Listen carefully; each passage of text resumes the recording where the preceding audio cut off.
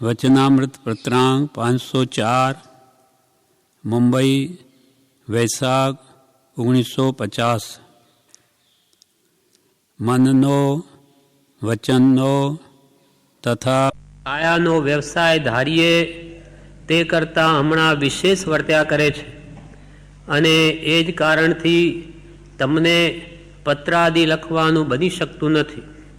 વ્યવસાયનું બહોળાપણું ઈચ્છવામાં આવતું નથી, તથાપી પ્રાપ્ત થયા કરે છે. અને એમ જણાય છે કે કેટલાક પ્રકારે તે વ્યવસાય વેદવાયુગ છે કે જેના વેદનથી ફરી તેનો ઉત્પત્તિ યોગ મળશે, નિવૃત્ત થશે. કૃપાલદેવે કહ્યું કે મન વચન તથા કાયાનો વ્યવસાય ધાર્ય કરતાં હમણાં વિશેષ છે. એટલે કાર્યભાર વિશેષ છે વેપારનું, તેને લઈને મન વચન કાયાને આયોગ પણ તેમાં પ્રવર્તે છે.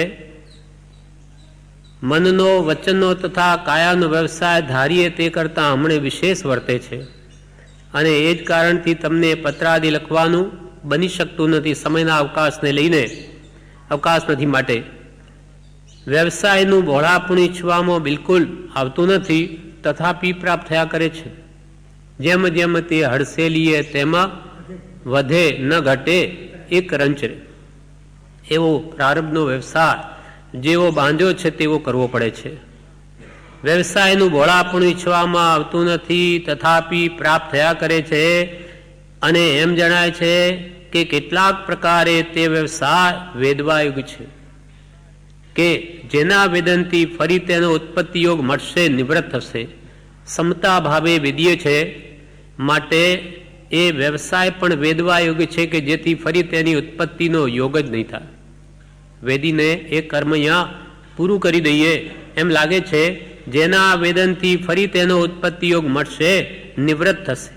કદાપી બળવાનપણે તેનો નિરોધ કરવામાં આવે તો પણ તે નિરોધરૂપ ક્લેશને લીધે આત્માપણે વિસરસા પરિણામ જેવો પરિણમી શકે નહીં એમ લાગે છે.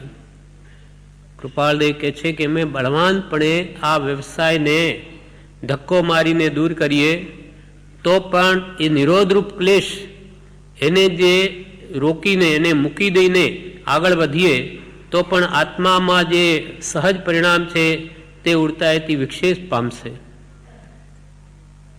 કદાપી બળવાનપણે તે વ્યવસાયનો નિરોધ કરવામાં આવે તો પણ તે નિરોધરૂપ ક્લેશને લીધે એને હડસેલવામાં જે જોર પડશે, તેને લીધે આત્માપણે વિસરસા પરિણામ જેવો પરિણમી શકે નહીં. વિસરસીય પરિણામ એટલે સહજ પરિણામ. આત્મા પોતાના સહજ પરિણામે પરિણમી શકે નહીં. એના કરતા તો કૃપાલ કે જે ઉદયમાં આવે તે ક્ષમતાએ વેદી લેવું એ જ વધારે સુકર લાગે છે. તે નિરોધ વ્યવસાયનો નિરોધ કરવામાં આવે તો તે ક્લેશને લીધે આત્માપણે વિસરસા પરિણામ જેવો પરિણમી શકે નહીં એમ લાગે છે. માટે તે વ્યવસાયની જે અનિચ્છાપણે પ્રાપ્તિ થાય તે વેદવી એ કોઈ પ્રકારે વિશેષ સમ્યક લાગે છે. એને હડસેલીને એ કર્મ પાછું ઊભું રહે એના કરતો એને સમતા ભાવે હમણાં ભોગવીને એથી નિવૃત્ત થવું એ જ વધારે ઈચ્છનીય લાગે છે. ચૂકવી દેવું, એનું દેણું ચૂકવીને પૂરું કરી દઈએ. માટે તે વ્યવસાયની જે અનિચ્છાપણે પ્રાપ્તિ થાય, અંતરથી વ્યવસાયની ઈચ્છા નથી છતાં અનિચ્છાએ પ્રારબ્ધ યોગે જેની પ્રાપ્તિ થાય તે વેદવી એ કોઈ પ્રકારે વિશેષ સમ્યક લાગે છે. કોઈ અપેક્ષાએ જોતા એ વાત તમને વિશેષ હિતરૂપ લાગે છે. હવે કૃપાલદેવ મૂળ તત્વની વાત કરે છે કે કોઈ પ્રગટ કારણને અવલંબી વિચારી પરોક્ષ ચાલ્યા આવતા સર્વજ્ઞ પુરુષને માત્ર સમ્યક દ્રષ્ટિપણે પણ ઓળખાય તો તેનું મહદ ફળ છે. અને તેમ ન હોય તો સર્વજ્ઞને સર્વજ્ઞ કહેવાનું કંઈ આત્મા સંબંધી ફળ નથી એમ અનુભવમાં આવે છે. કોઈ પ્રગટ કારણને અવલંબી એટલે કોઈ સત્પુરુષને અવલંબી એના બોધને વિચારી પરોક્ષ ચાલ્યા આવતા સર્વજ્ઞ પુરુષને માત્ર સમ્યક દ્રષ્ટિપણે પણ ઓળખાય તોય તેનું મહત્ફળ છે. પરોક્ષ ચાલ્યા આવતા સર્વજ્ઞ પુરુષ એટલે પરોક્ષ રૂપે પૂર્વે થઈ ગયેલા અનંતા તીર્થંકરોને કે એને સમ્યક દ્રષ્ટિપણે પણ ઓળખાય તોય તેનું મહાન ફળ છે. જેમ કે આજે પણ ભગવાન તીર્થંકરોને તો ઘણા પૂજે, પણ સદગુરુ જો ન મળ્યા હોય તો એને આત્મલક્ષ કરાવે નહીં. ભગવાન એટલે શું? ભગવાન એટલે અષ્ટપ્રાતિહારી ધારી કે જેને દેવો આવે સમવસરણ ચાર, એને પૂજે, એને ચમર ઢાળે. આ બધું ભગવાનનું સ્વરૂપ નથી. એને સિંહાસન પર બેસે એ ભગવાન તો શુદ્ધ આત્મા છે. એ શુદ્ધ આત્મા તરફ લક્ષ્ય જ્ઞાની કરાવી શકે. એટલે કૃપાલ કે એને સર્વજ્ઞ જે એમનો શુદ્ધ આત્મા તેના પર લક્ષ ન થાય, પણ એ સમ્યક દ્રષ્ટિ મહાત્મા હતા એટલું પણ જો લક્ષ થાય તો પણ કલ્યાણકારી છે. પણ માત્ર એનું બાહ્ય સ્વરૂપ જોઈ અજ્ઞાની જીવો એને ગમે એટલા ભજે, માત્ર પુણ્ય બંધ કરે, પણ એ સંસારથી છૂટવાના કામમાં એ આવે નહીં, અર્થાત જન્મ મરણથી એને છોડાવે નહીં. જેમ કે અજ્ઞાની જીવો ભગવાનની આંગી રચે ત્યારે શું કહે કે આજે તો શું આંગી બની છે. આજે તો ભગવાન પણ ખુશ થઈ ગયા, હસતા હતા. ભગવાનની જાણે પોતાની આંગી જોઈને આંદાવો એવા લોકોને સાંભળ્યા છે, જોઈને કે આજે તો ભગવાન પણ હસી રહ્યા છે, કેમ કે આંગી એવી બની. હવે ભગવાન એને શું લેવા દેવા? એ તો ભક્તના ભાવ છે, પણ એને એ પણ ભાન નથી કે આ આંગી તો ભક્તના પોતાના ભાવોને લઈને છે. ભક્તની કરણી દોષન તુમને અઘટિત કહેવું તે અયુક્ત તે અમને. ભગવાનને એમાં શું દોષ છે? ભક્તના ભાવ હતા એને આંગી કરી, ભગવાને આંગી ન કરી એને શું ફરક પડે? એ તો પુનઃ સહજ આત્મ સ્વરૂપમાં સમાયેલા છે. પણ એવું પણ જીવોને ધ્યાનમાં નહીં હોવાથી આંગી જોઈને પોતે રાજી થાય ને એને લાગે કે મને જે આનંદ થયો તે ભગવાનને થયો હશે. કેમ આવું થાય? કેમ કે ભગવાન સમ્યક દ્રષ્ટિ મહાત્મા છે, સર્વજ્ઞ પુરુષ છે, એને તો અનંતાંશ પણ નથી ઈચ્છાનો, એ પણ એને ખ્યાલમાં નથી. માટે અહીંયા કૃપાલે કે છે કોઈ પ્રગટ કારણને અવલંબી વિચારી પરોક્ષ ચાલ્યા આવતા સર્વજ્ઞ પુરુષને માત્ર સમ્યક દ્રષ્ટિપણે પણ ઓળખાય તો તેનું મહદ ફળ છે, તેનું મહાન ફળ છે. અને તેમ ન હોય તો સર્વજ્ઞને સર્વજ્ઞ કહેવાનું કંઈ આત્મા સંબંધી ફળ નથી એમ અનુભવમાં આવે છે. એ જો આત્મલક્ષ નહીં હોય તો સર્વજ્ઞ પુરુષને સર્વજ્ઞ કહેવાનું પણ કંઈ ફળ નથી. કેમ કે સર્વજ્ઞતા સાને લઈને છે? એનો આત્મા સંપૂર્ણ શુદ્ધ થયો એટલે એના જ્ઞાનમાં આખું વિશ્વ ઝલકે છે, એ પણ એને ભાનમાં નથી. એટલે ભગવાનનું શુદ્ધ આત્મા પવિત્ર હોવાથી આખું વિશ્વ એના જ્ઞાનમાં ઝલકે છે. અહીંયા આરીસો હોય તો આપણે કેમ અંદર દેખાઈએ? તો ભગવાન સર્વકર્મથી રહિત થયા હોતી એ તીર્થંકરો કેવડીઓ ના જ્ઞાનમાં આખું જગત તેમાં દેખાય. કોઈ પણ વસ્તુ એના જ્ઞાનથી બહાર નથી, એની નિર્મળતાનું કારણ છે. એટલે ભગવાનનો અંતર આત્મા એના તરફ લક્ષ થવો જોઈએ તો જ એ દર્શનનું વાસ્તવિક ફળ છે. જેમ કે કૃપાલદેવે રત્નાથ સ્વામીએ કહ્યું કે કૃપાલદેવે શું કર્યું? તો કે જે સ્થાનકવાસી હતા એમને મૂર્તિ પૂજક નહોતા, એમને મૂર્તિની આવશ્યકતા છે, એમની મૂર્તિ પૂજક બનાવ્યા. અને જે મૂર્તિ પૂજક હતા તેને પ્રભુ પૂજક બનાવ્યા. સ્વરૂપ લક્ષ કર્યો કે તમે મૂર્તિ પૂજો, પણ એમાં રહેલા એ નિમિત્તે ભગવાનનું શુદ્ધ સ્વરૂપ યાદ કરો કે ભગવાન પરમાત્મા હતા, ઉત્કૃષ્ટ આત્મા હતા, 18 કર્મથી દૂષણથી રહિત હતા. એટલે સ્વરૂપ લક્ષ કરાવ્યો. અને જે મૂર્તિ પૂજક નહોતા એને મૂર્તિ પૂજાનો બોધ કર્યો. જે મૂર્તિ પૂજતા હતા એને કે બાહ્ય માત્ર પૂજાથી કલ્યાણ નહીં થાય, એના અંતર આત્માની સ્મૃતિ કરો. એના નિમિત્તે એને શું શું કામ કર્યા એ તરફ લક્ષ કરાવ્યો. એટલે અહીંયા કે છે કે એને પરોક્ષ ચાલતા આવતા સર્વજ્ઞ પુરુષને માત્ર સમ્યક દ્રષ્ટિપણે પણ ઓળખાય તોય તેનું મહદ ફળ છે. આવી સ્વરૂપ દ્રષ્ટિ થાય ત્યારે ભગવાન મહાવીર જે ઘરમાં હતા ત્યારે એને પરમાત્મા ભાસે. જેમ કે કૃપાલદેવે કહ્યું છે મહાવીર સ્વામી ગ્રહવાસમાં રહેતા છતાં પણ ત્યાગી જેવા હતા. હજારો વર્ષના સંયમી પણ જેવો વૈરાગ્ય રાખી શકે નહીં તેવો વૈરાગ્ય ભગવાનનો હતો. ભગવાન ઘરમાં હતા, રાજ્ય કરતા હતા, તે વખતે પણ એ રાજા નહોતા, એ તો તે વખતે પણ ભગવાન હતા. કેમ કે અંતરાત્મા શુદ્ધ ભાવમાં રમતો હતો. એ તો ઉદયાધીન એના પુણ્યનું ફળ છે. એ ભગવાનનું સ્વરૂપ નથી, એ પુણ્યનું સ્વરૂપ છે. એટલે હજારો વર્ષ સંયમી મુનિ હોય, દીક્ષા લઈને જંગલમાં રહેતા 1000 વર્ષ થઈ ગયા હોય, તો એમનો સંયમ કેટલો નિર્મળ હોય. એટલો સંયમ, એટલો વૈરાગ્ય તો ભગવાન જ્યારે ગ્રસ્તાવસ્થામાં હતા, રાજ્ય ચલાવતા હતા ત્યારે પણ હતો. હજારો વર્ષના સંયમી પણ જેવો વૈરાગ્ય રાખી શકે નહીં, તેવો વૈરાગ્ય ભગવાનનો હતો. ઘરમાં પણ જ્યાં જ્યાં ભગવાન વર્તે છે ત્યાં ત્યાં બધા પ્રકારના અર્થ પણ વર્તે છે. તેઓની વાણી ઉદય પ્રમાણે શાંતિપૂર્વક પરમાર્થ હેતુથી નીકળે છે. અર્થાત તેમની વાણી કલ્યાણ અર્થે જ છે. ભગવાનની નિર્મળ, અઢાર દૂષણ રહિત પવિત્ર વાણી તે જીવોના કલ્યાણને માટે જ છે. તેઓને જન્મથી મતિશ્રુત અવધિ એ 3 જ્ઞાન હતા. જન્મથી 3 જ્ઞાનના ધરતા હતા. તે પુરુષના ગુણગ્રામ કરતા અનંતી નિર્જરા છે. મૂર્તિ તો એના ગુણો તરફ લક્ષ્ય કરવા માટેનું એક નિમિત્ત છે. એ મૂર્તિના નિમિત્તે ભગવાનના ગુણો સ્મરણ કરવા કે એને જીવનમાં કેવા કેવા કામ કર્યા એનું એ નિમિત્ત છે. કૃપાલયનું આ ચિત્રપટ આપણે જોઈએ તો એમના દેહનું સ્વરૂપ છે, પણ એ દેહ વડે એ દેહમાં આત્મા રહેલો હતો. એ આત્માનું સ્મરણ થાય તેના માટે ચિત્રપટ કે મૂર્તિની વ્યવસ્થા છે. પણ જવાનું છે સ્વરૂપ તરફ, કે એમણે પોતાના આત્માને કેવી રીતે પવિત્ર કર્યો, કયા કારણથી, એના માટે આ નિમિત્ત છે. જીન બિંબ જીનાગમ ભવિણકું આધારા. આજે આપણે મહાત્મા પુરુષોનું સ્મરણ કરવા માટે કે માર્ગમાં ચાલવા માટેનો આધાર શું? તો કે જીન બિંબ જીન આગમ. જીનેશ્વર ભગવાનનું બિંબ એટલે મૂર્તિ, પ્રતિમા, અને જીન આગમ એ આપણે માર્ગમાં ચલાવનાર છે, મોક્ષ માર્ગ બતાવનાર છે.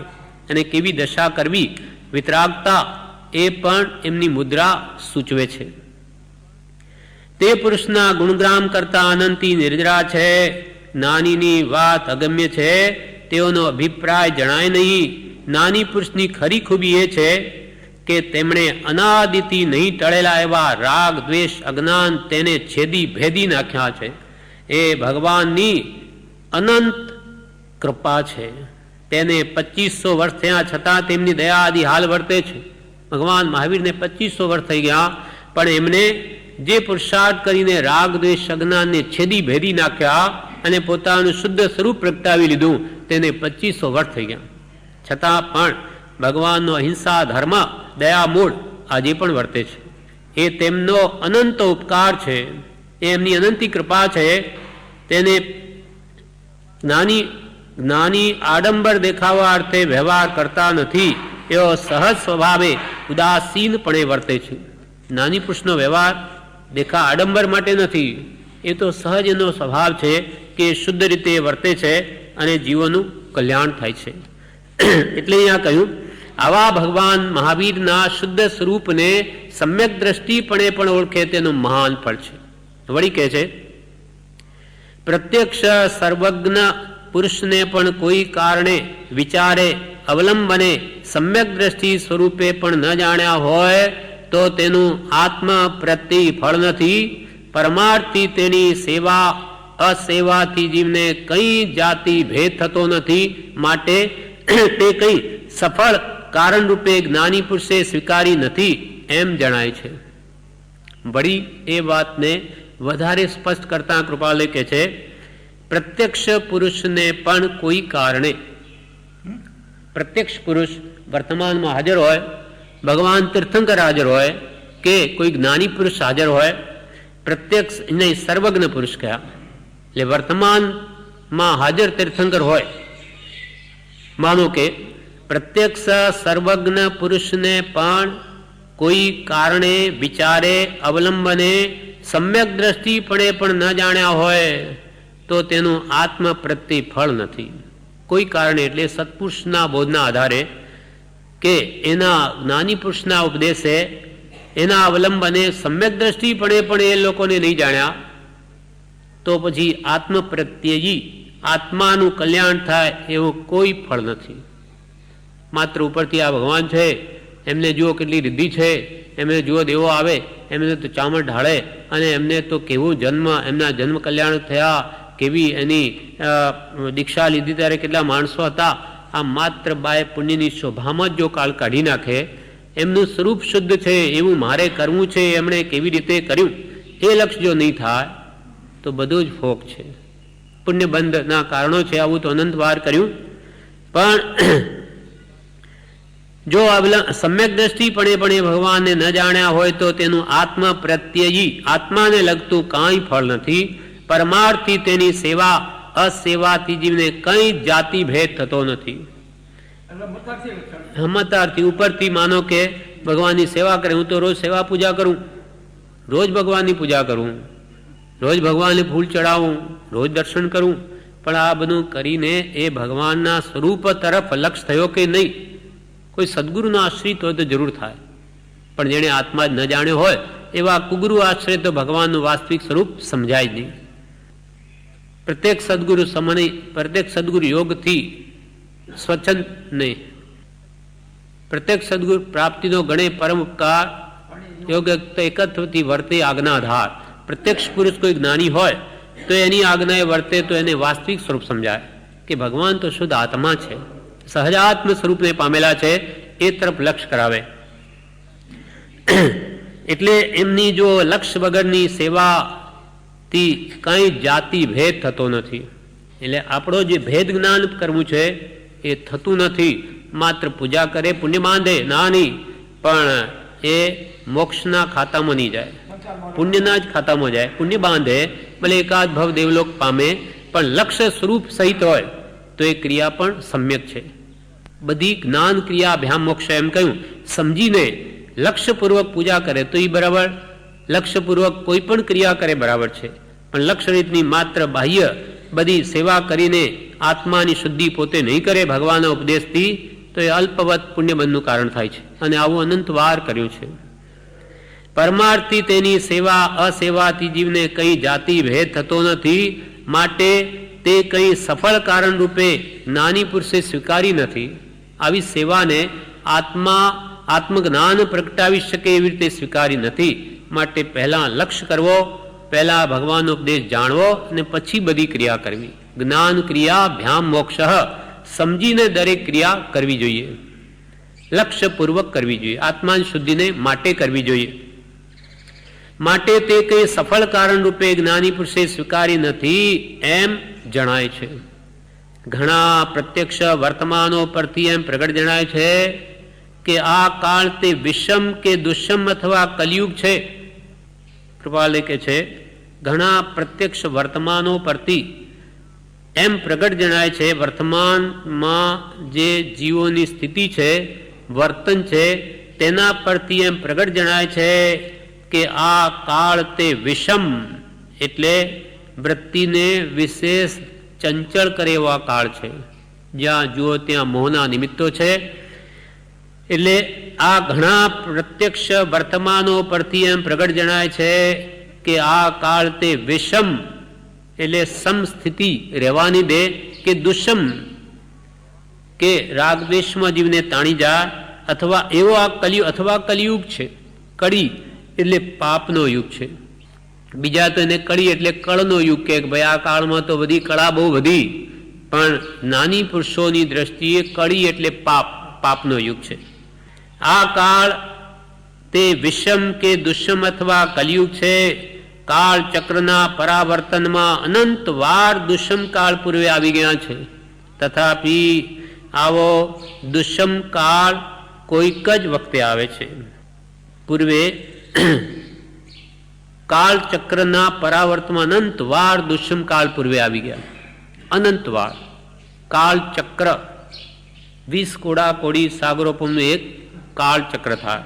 10 કોડાકોડી સાગરોપમની અવસર પીણી અને 10 કોડાકોડી સાગરોપણની ઉત્સર પીણી, એ બે ભેગી મળીને એક કાળ ચક્ર થાય. એવા અનંતા કાળ ચક્ર થઈ ગયા. આપણો આત્મા અનંત કાળથી, જેની કોઈ આદિ નથી, તે અનંત કાળ સુધી આ સંસારમાં ભટક્યા જ કરે છે. ક્યાં ભટકે? 4 ગતિમાં. કઈ 4 ગતિ? આ મનુષ્ય, નરક, દેવ કે તિર્યંચ, આમાં ભટક્યા જ કરે છે. મનુષ્ય ભાવ તો કોઈક જ વાર મળે, બાકી તો ઢોર પશુની યોની કે એકેન્દ્રિય બેન્દ્રિય, મોટા ભાગે તો આ એકેન્દ્રિયમાં જ એનો કાળ જાય છે. વનસ્પતિ આદિમાં. માટે કહ્યું કે કાળચક્રના પરાવર્તમાં અનંતકાળ દુષ્મ અનંતવાર દુષ્મકાળ પૂર્વે આવી ગયા છે, તથાપિ આવો દુષ્મકાળ કોઈક જ વખત આવે છે. વર્તમાનમાં જે કાળમાં આપણે બેઠા એવો દુષ્મકાળ તો અનંતકાળે કોઈક વાર આવે. અનંત અવસરપીણી ઉત્સરપીણી જાય કે અનંતા કાળ ચક્રમાં કોઈક જ વાર આવે એવો આ કાળ છે કે જેનું વર્ણન ભગવાન ઋષભદેવે પોતાના ઉપદેશમાં કર્યું. તે સાંભળીને હજારો જીવો દીક્ષા લીધી કે એવા કાળમાં આપણને જન્મવું જ નહીં પડે. તે જ કાળમાં આપણે બેઠા છીએ. આ તો કંઈ કૃપાળના યોગ બળે કે પ્રભુશ્રીની કૃપાએ આ સ્થાન બની ગયું, એટલે આ કંઈક ભગવાનના ઉપદેશ તરફ લક્ષ્ય રહે છે. નહીં તો આપણે રૂઢિગત સ્થિતિએ વર્તીને ધર્મ માનતા હોત. એટલે અહીંયા કે છે અનંતા કાળચક્રના પરાવર્તનમાં દુષ્મકાળ પૂર્વે આવી ગયા છે, તથાપિ આવો દુષ્મકાળ તો કોઈક જ વખત આવે છે. એટલે આ ભયંકર છે, ભયંકર છે. ઊંડા હુંડ દીઠ બ્યામણો ભયંકર આ દુષ્મકાળ છે. શ્વેતાંબર સંપ્રદાયમાં એવી પરંપરાગત વાત ચાલે છે કે અસંયતિ પૂજા નામે આશ્ચર્યવાળો હુંડ દીઠ એવો આ પંચમકાળ અનંત કાળે આશ્ચર્ય સ્વરૂપે તીર્થંકરાદિકે ગણ્યો છે.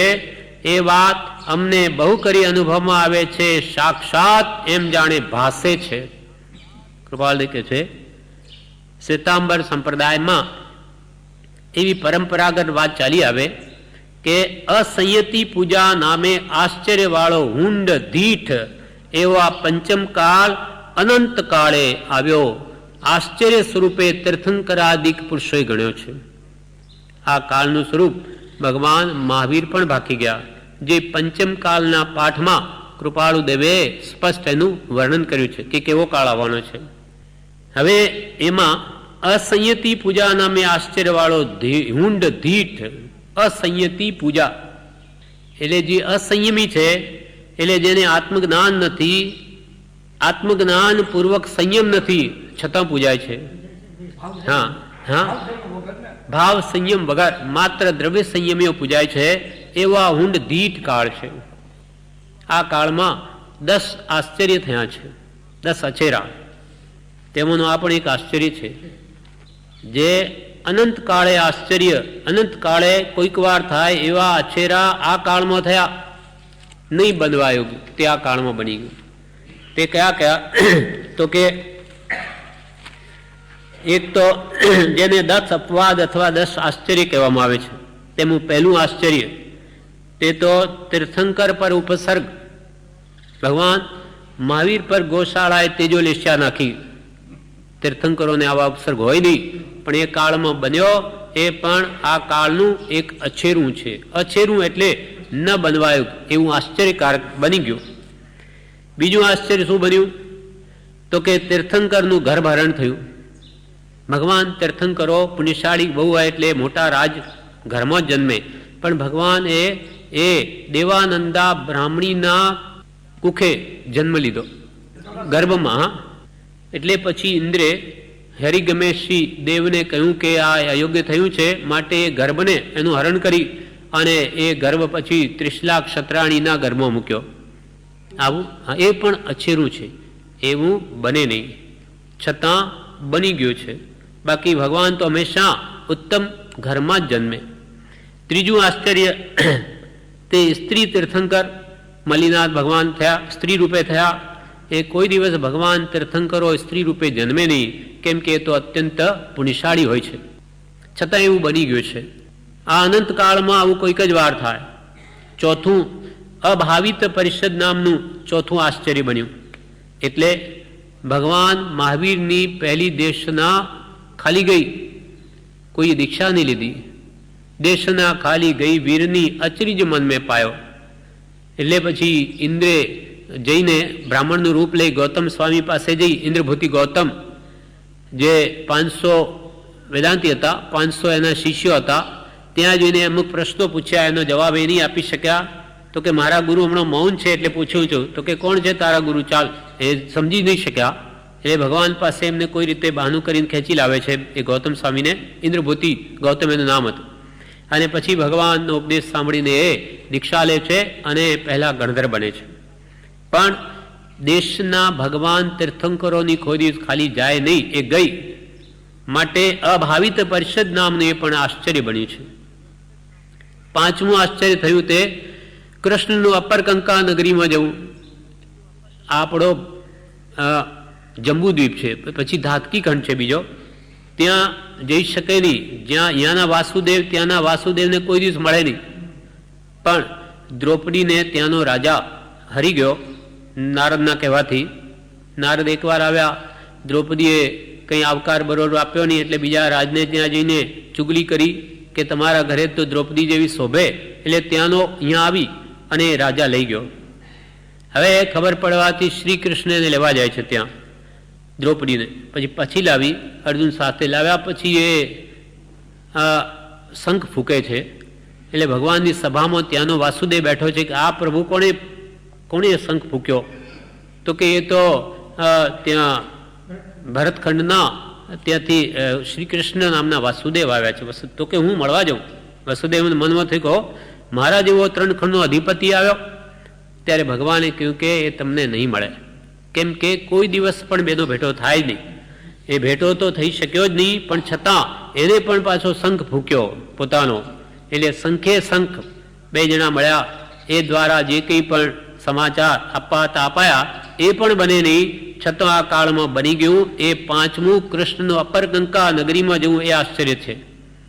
પછી છઠ્ઠું ચંદ્ર તથા સૂર્યનું વિમાન સહિત ભગવાન મહાવીરની પરિષદમાં આવવું. સૂર્ય ચંદ્ર વિમાન સહિત આવી ગયા, એ પણ કોઈ દિવસ બને નહીં, એ બન્યું. તે પણ છઠ્ઠું આશ્ચર્ય હતું. સાતમું આશ્ચર્ય તે હરિવંશની ઉત્પત્તિ થઈ. યુગલિયા હતા 2, તેની સાથે કોઈને વેર હતું. હવે યુગલિક તો અહીંયાથી મરીને સ્વર્ગમાં જ જાય, હવે એમને નર્કમાં મોકલવા શું કરવું? એટલે એમને ત્યાંથી આ ભારતમાં લઈ આવે છે અને એમને કોઈ રીતે દારૂ માંસ ખવડાવી અને એને નરકગતિમાં એને મોકલે છે. એ જાય છે એવું કરવાથી એ પણ એવું પણ કોઈ કાળે બને નહીં. એમાંથી પછી હરિવંશની ઉત્પત્તિ થઈ. એટલે કે આ પણ આ કાળનું એક આશ્ચર્ય છે. હરિવંશના મનુષ્યથી હરિવંશની ઉત્પત્તિ થઈ. પછી 8મું આશ્ચર્ય ચમરોત્પાત. ચમરેન્દ્ર પહેલા દેવલોકમાં ગયેલો. મારા ઉપર એને ચમરેન્દ્રે મારા ઉપર દેવના પગ ઇન્દ્રના, હું કોણ છું? એવો ભુવનપતિનો દેવ એ પોતે ત્યાં ઉપર જાય છે અને ત્યાં જઈને ત્યાં પહેલાં તો એ દેવને એ ભગવાન મહાવીરનું શરણ લઈને જાય છે, નહીં તો ત્યાં જઈ શકે નહીં. હવે ત્યાંના પહેલા દેવલોકના ઇન્દ્રને થયું કે આવ્યો ક્યાંથી નથી, અહીંયા આવી શકે જ નહીં. ત્યારે એને વિચાર્યું કે અરે આ કોઈનું શરણ લઈને આવ્યો હોય, એને તો વજ્ર ઉપાડ્યું કે પેલો ભાગ્યો ત્યાંથી.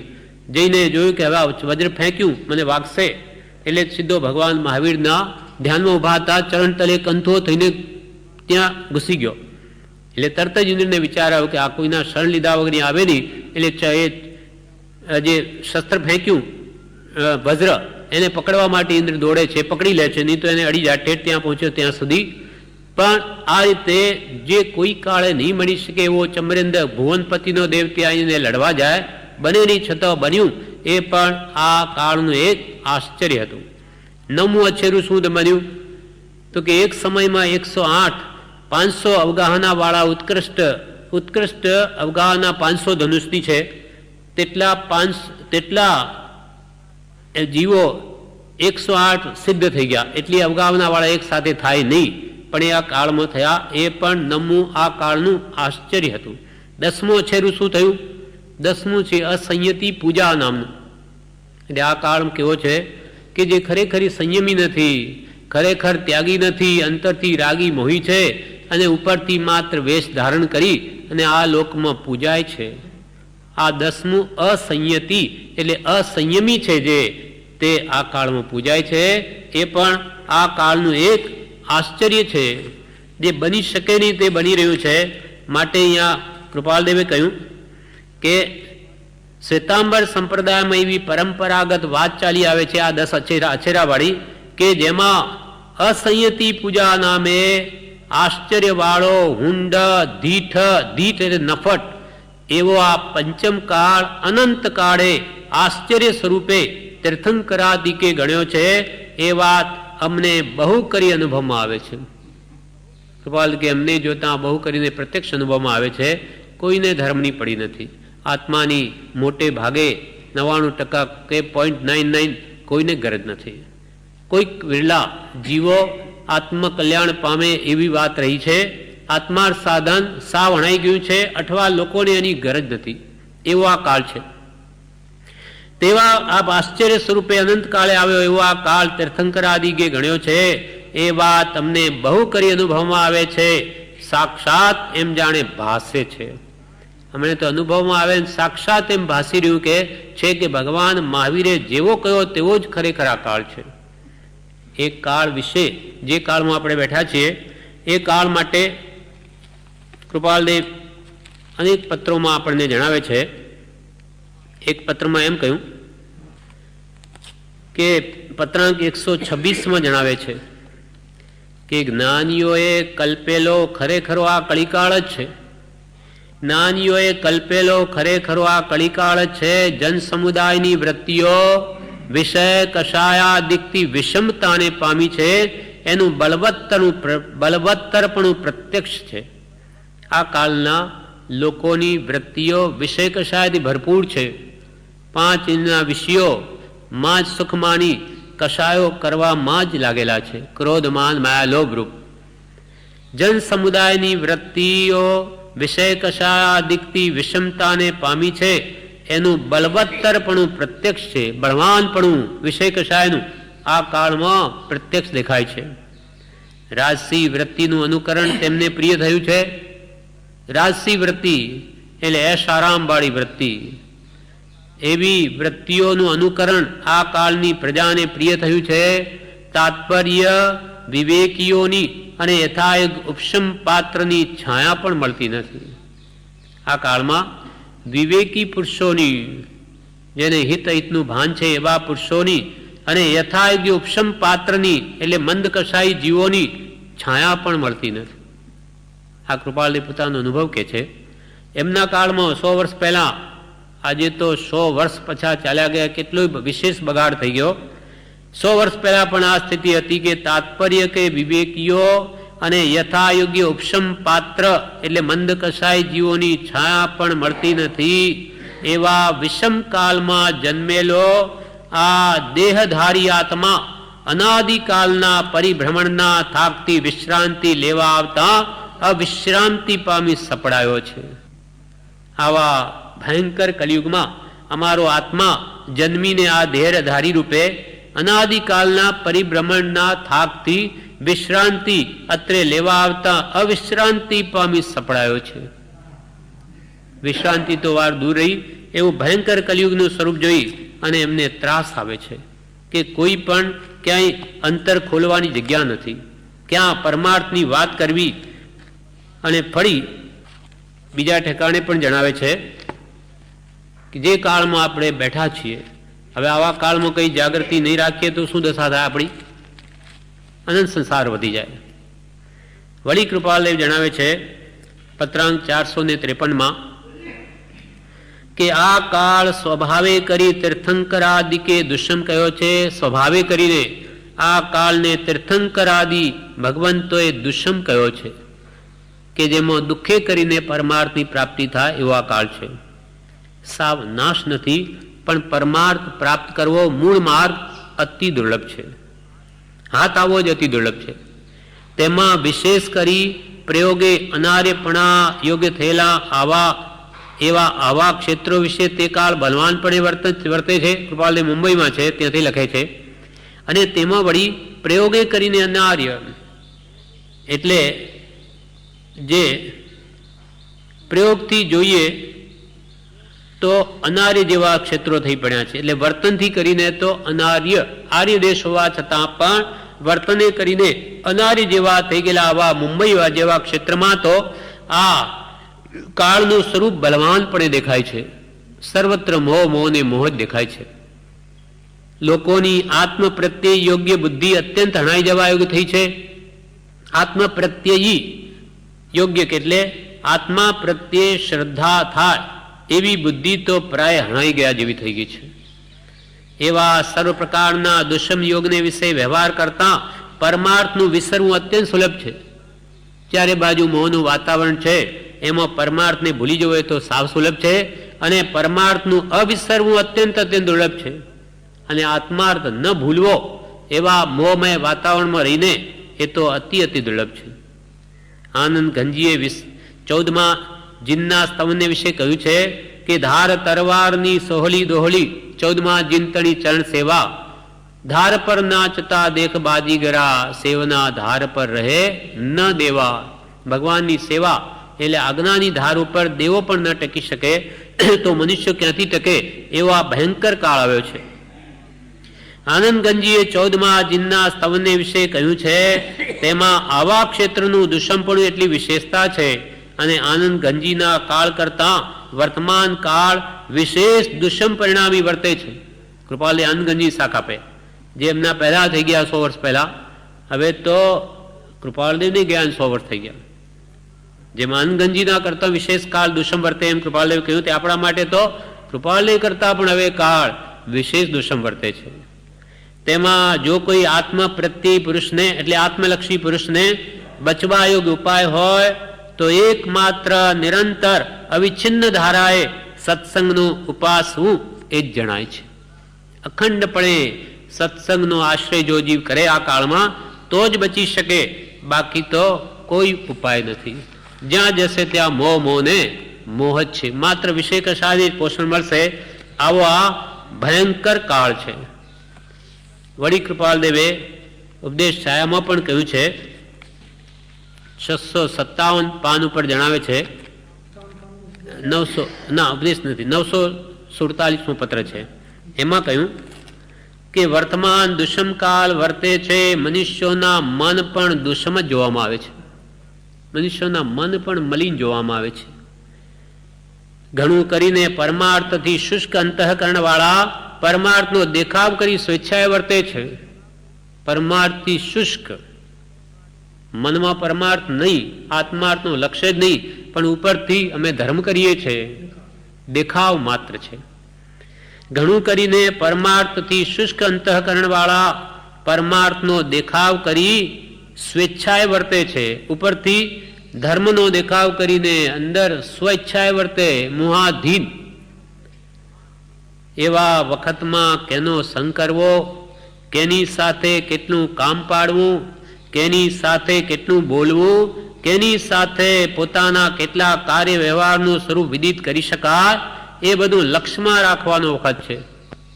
આવો સમય આવી ગયો કે આવા કાળમાં ધર્મના નામે કોની સાથે વાત કરવી, અથવા કેટલાની કોની સાથે સમય ગાળવો, એવો આ પંચમ કાળ અનંત કાળે આશ્ચર્ય સ્વરૂપે તીર્થંકરાદિકે ગણ્યો છે. એ વાત અમને બહુ કરી અનુભવમાં આવે છે, સાક્ષાત એમ જાણે ભાસે છે.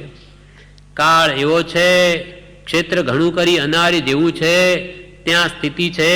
પ્રસંગ દ્રવ્ય કાળાદિ કારણથી સરળ છતાં લોકસંજ્ઞાપણે ગણવા ઘટે છે. કાળ એવો છે, આવો કે છે કાળ છે. અને ક્ષેત્ર ઘણું કરી અમારું અનારી જેવું છે. કાળ તો પંચમ કાળમાં બેઠા છીએ, કૃપાલય કે છે, અને ક્ષેત્ર અમારું મુંબઈ જેવું છે, આર્ય ક્ષેત્ર, છતાં પ્રયોગે કરીને અનારી જેવું થઈ ગયું. આવા ક્ષેત્રમાં અમારી સ્થિતિ છે. અને પ્રસંગ અમારા વેપારીઓના કે રેવાશંકરભાઈ ભાગીદારો વગેરેના પ્રસંગ દ્રવ્ય કાલાદિ કારણથી સરળ, એમાં કઈ વિશે બીજું કઈ નથી, છતાં સરળ છતાં લોકસંજ્ઞા પડે ગણવા ઘટે છે. છે તો લોકસંજ્ઞા છે, ત્યાં બેસવું પડે, વેપારની વાત કરવી પડે, એવા પ્રસંગો છે. અને દ્રવ્ય ક્ષેત્ર અને કાળ ભાવના આલંબન વિના નિરાધારપણે જેમ આત્માપણું ભજાય તેમ ભજે છે. બીજો શો ઉપાય? દ્રવ્ય ક્ષેત્ર કાળ ભાવ અમારા આત્માને પોષણ આપે એવા નથી. અમારે તો આત્મ સ્વરૂપમાં રમવું છે. દ્રવ્ય એવા સત્સંગીઓ મહાપુરુષોનો સંગ જોઈએ છે, આવું દ્રવ્ય જોઈએ, આવા ક્ષેત્ર નિવૃત્તિ વાળા જોઈએ, કે એવો કાળ પણ નિવૃત્તિ વાળો જોઈએ. અને જે અમને ભાવમાં વિશેષ સહાયતા આપે એવું કોઈ આલંબન નથી. દ્રવ્ય ક્ષેત્ર કાળ અને ભાવના આલંબન વિના નિરાધારપણે કોઈ આધાર નથી અમને અહીંયા આત્મબળ આપે એવું. જેમ આત્માપણું ભજાય તેમ ભજે છે. બીજો શો ઉપાય? શું કરીએ? એવા કાળમાં જેમ આત્મા પણ અમે ભજાય એટલું ભજીએ છીએ, તો પણ અત્યંત પુરુષાર્થ વડે એ આત્મભાવ ટકાવી શકે છે, નહીં તો અતિ દુર્લભ છે. કેમ કે બધા સંજોગો જ આવા છે. આ પ્રમાણે આ પત્ર પૂરો થયો. પણ એને અનુસંધાનમાં આ પંચમ કાળનું સ્વરૂપ ભગવાન તીર્થંકરો જે ભાખ્યું કે જેનું પ્રત્યક્ષ દર્શન કેટલું બધું થઈ રહ્યું છે, તે કૃપાલદેવ પોતે પણ આ પંચમ કાળના પાઠમાં જણાવે છે. એ જાણવા જેવું છે. કૃપાલદેવ આ પાઠમાં જ કહ્યું છે કે શિક્ષા પાઠ 81 મોક્ષમાળા પંચમ કાળ ચક્રના વિચારો અવશ્ય કરીને જાણવા આવ્યું છે. આ ઊંડા અવસર પીણી ભયંકર દુષ્મ ધીઠ આવા કાળચક્રના વિચારો અવશ્ય કરીને જાણવા આવ્યું છે કે જેથી જાગૃતિ વિશેષ રાખી શકાય. પંચમ કાળનું જ્ઞાની પુરુષ સ્વરૂપ આ ભાવમાં કહે છે કે નિર્ગ્રંથ આ કાળમાં શું શું થશે? તો કે નિર્ગ્રંથ પ્રવચન પરથી મનુષ્યોની શ્રદ્ધા ક્ષીણ થતી જશે. જે ભગવાન કહે છે અને જે કૃપાલદેવ આપણને આપણી ભાષામાં સમજાવે છે એ આજે પ્રત્યક્ષ દેખાય છે. શું કહ્યું?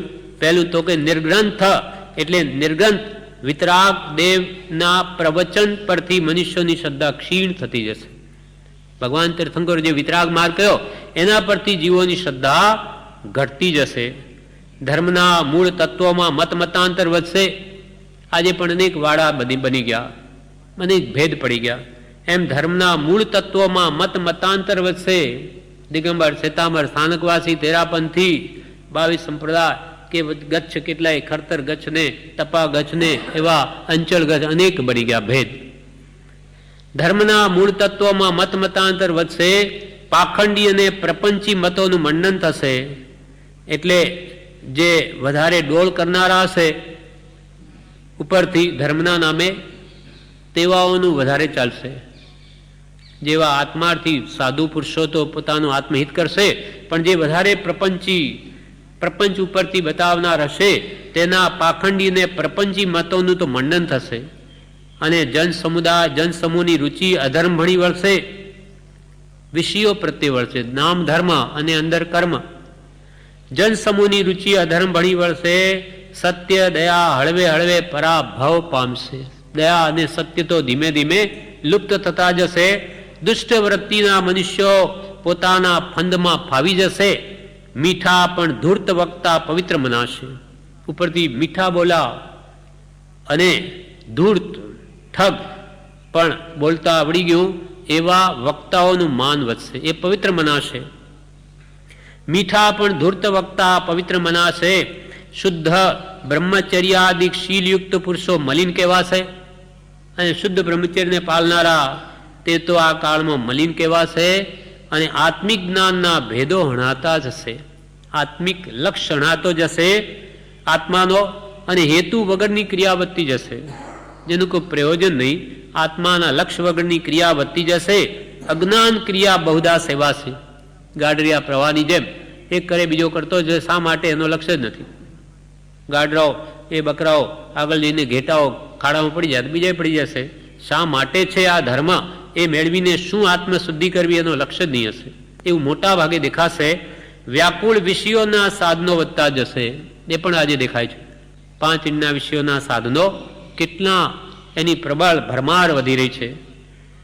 વ્યાકુળ જેથી આત્માને જોઈ એ વિષયો જેમ કે ટીવી વગેરે જોઈને એનો રાગદ્વેષ કેમ વધે, એને મોહ કેમ વધે? આવા રાગદ્વેષના સાધનોની પ્રબળ